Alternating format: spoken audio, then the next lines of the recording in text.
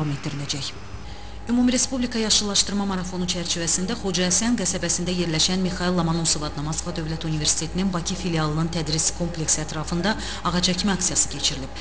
Tədbirin rəsmi hissəsində Ümumi Respublika Yaşıllaşdırma Marafonu barədə məlumat verildi. Bildirildi ki, Heydər Əliyev Fondunun vitse-prezidenti, Aydiyə İctimai Birliyinin təsisçisi və rəhbəri Leyla Əliyevanın təşəbbüsü ilə təbiətin və ekoloji mühitin mühafizəsi, biomüxtəlifliyin qorunması istiqamətində çoxsaylı tədbirlər və layihələr reallaşdırılıb. Respublikada 3 milyondan çox ağac əkilib, ağacların kəsilməsinin qarşısının alınması ilə bağlı bir sıra tədbirlər həyata keçirilib.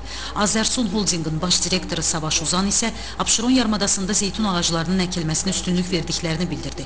Binəqədi rayon icra hakimiyyəti başçısının müavini Aygün Əliyeva bu layihənin yaşıllıq zolaqlarının genişlənməsi, ekoloji tarazlığın bərpası, ekoloji mühitin sağlamlaşdırılmasının sürətlənməsi, eləcə də insanlar arasında ekoloji mədəniyyətin və təbiətə qayğı hissinin güclənməsinə böyük töhfə olduğunu vurğuladı. Qeyd olundu ki, son illər rayon ərazisində 50.221 ədəd gül, çiçək və dekorativ bitki, eləcə də 12.800 ağac əkilib. Sonra Azərbaycan təbiətinin gözəlliklərini tərənnüm edən milli musiqimizin sədaları altında başlayan ağac əkmə aksiyasında rayon icra hakimiyyətinin başçısı Xaləddin İskəndərov, rayon icra aparatının əməkdaşları, rayonun hüquq mühafizə orqanları və icra strukturlarının rəhbərləri, məktəblilər və rayon ictimaiyyətinin nümayəndələri 1000-ə yaxın ağac əkdilər. Elməddin Quliyev, Mənsur Həsənov, Nailə Babayeva xəbərlər.